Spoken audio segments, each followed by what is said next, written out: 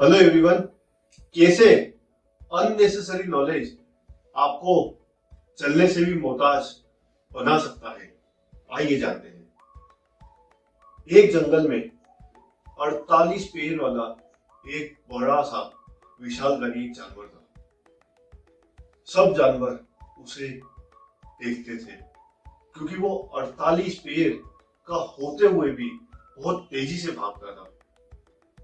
एक बार एक साधु ने उसे देखा और साधु सोचने लगा कि अगर हम कुछ गलती नहीं निकालेंगे तो हमारा रोल प्ले कैसे होगा। और जब उसने इतना विशालकारी जानवर देखा तो तेज चिल्लाकर उसे वहां पर रोक दिया और उस जानवर को समझाने लगा कि जिस तरह से तुम अभी भाग रहे हो, तुम्हें पता भी नहीं है कि तुम्हारा कौन सा पैर किस तरह चल रहा है।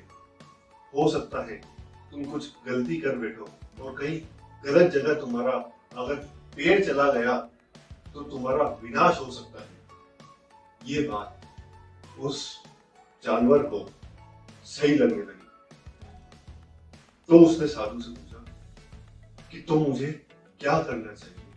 तो साधु ने बोला कि तुम जो भी पैर उठा रहे हो तो उससे कॉन्शियसली उठाओ कि जब तुम उठाते हो और कहां पर रखते हो। इससे पहले उस जानवर ने कभी भी ये प्रैक्टिस नहीं की। अभी वो साधु की बात मानकर प्रैक्टिस करने लगा।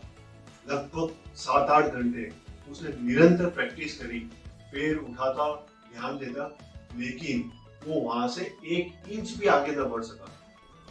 साधु उसकी मेहनत देखकर मुस्कुरा रहा था और बोला, तुम्हें कॉन्शियसली ही बढ़ना पड़ेगा। तुम्हारा हर एक कदम जो रख रहे हो तुम्हें पता होना चाहिए। साधु की ये बात उसने मानी, लेकिन कुछ दिन बाद वो आगे बढ़ न सका और वहां पर ही खत्म हो गया। इसी तरह हम सबके जीवन में हम जो काम कर रहे हैं, हो सकता है कि किसी के बताया हुआ नॉलेज हो जिसे हम कॉन्शियसली लेकर कर रहे हो, लेकिन कुदरत का दस्तूर है, कुछ जो काम होते हैं वो नेचुरल तरह से होते हैं और जब वो नेचुरल तरह से होते हैं तो वो ही सही होते हैं। जिस तरह से ये विशालकारी जो जानवर था, वो जब अनकॉन्शियसली जो काम कर रहा था तो वो दौड़ पा रहा था। जब उसने साधु की बात मानी, वैसे ही बहुत सारा नॉलेज हम एकत्रित करते हैं या बोलते हैं पंचायत, जो लोग बांटते हैं, जो काम की चीज नहीं होती है उसे फॉलो करते हैं, तो एक दौड़ता हुआ जिस तरह से जानवर चलने से भी मोहताज हो जाता है, उसी तरह एक इंसान जो नॉलेज काम का नहीं है उसे एकत्रित करके अपने जीवन में अगर उसे अप्लाई करता है तो उसकी हालत भी ऐसी हो सकती है। तो हमें जो नॉलेज इंपॉर्टेंट है, जो हमें तरक्की की ओर ले सके, वो हमें बिल्कुल लेना चाहिए।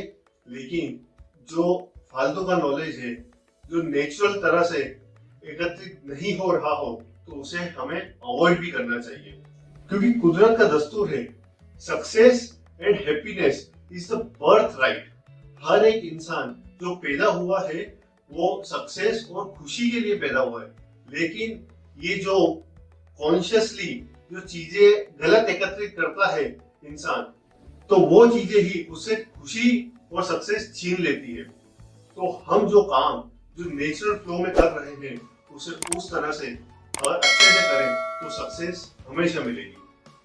तो इसी तरह से मेरा ये जो चैनल है आपका नेचुरल फ्लो और अच्छा बनाएगा, जबरदस्त बनाएगा, और मेरी जो किताब है आपको नेचुरल फ्लो में हर एक काम करने के लिए बहुत मजबूत बना सकती है।